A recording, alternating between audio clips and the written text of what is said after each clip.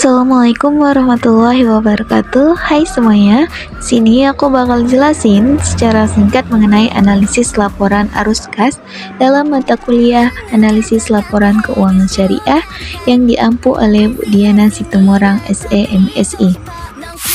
Sebelum itu, perkenalkan aku Putra Mulyasari dengan NIM 2023-571, jurusan Ekonomi dan Keuangan Syariah, Prodi Ekonomi Syariah dari Sekolah Tinggi Agama Islam Syekh Abdul Rauf Aceh Singkil.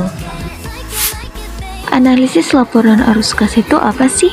Laporan arus kas merupakan laporan yang menunjukkan arus kas masuk dan keluar dalam periode tertentu. Sedangkan analisis laporan arus kas adalah proses mengevaluasi laporan arus kas untuk mengetahui bagaimana uang kas masuk dan keluar dari suatu perusahaan selama periode tertentu.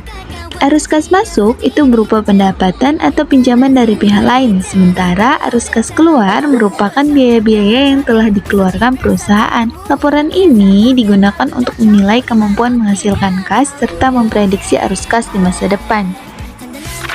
Lalu tujuan laporan arus kas. Yang pertama, mengetahui posisi keuangan perusahaan dalam satu periode, baik itu harta, kewajiban maupun hasil yang dicapai. Yang kedua, mengetahui kelemahan yang menjadi kekurangan perusahaan. Yang ketiga, mengetahui kekuatan yang dimiliki. Yang keempat, mengetahui langkah perbaikan yang perlu dilakukan ke depannya. Yang kelima, melakukan penilaian kinerja dan manajemen. Serta yang terakhir, sebagai pembanding dengan perusahaan sejenis. Selanjutnya, manfaat laporan arus kas. Yang pertama, mengevaluasi aktiva bersih, struktur keuangan, serta kemampuan menentukan jumlah dan waktu arus kas sesuai kondisi perusahaan. Yang kedua, menilai kemampuan dalam menghasilkan kas. Yang ketiga, membandingkan antara taksiran dengan realisasi arus kas. Yang keempat, sebagai dasar manajemen dalam menentukan kebijakan dividen.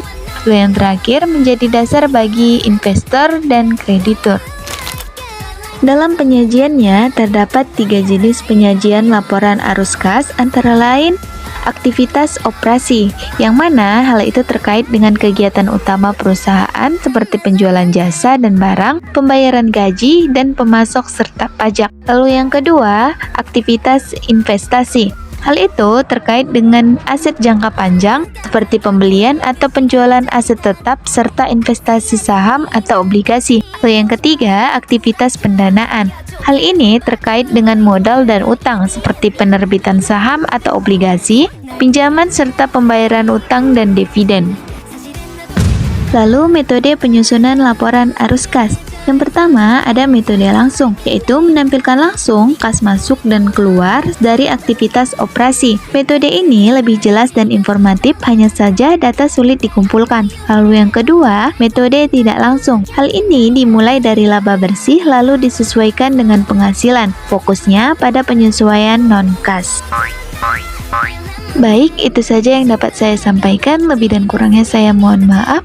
Terima kasih sudah menyaksikan sampai akhir dan sampai jumpa di pembahasan selanjutnya. Wassalamualaikum warahmatullahi wabarakatuh.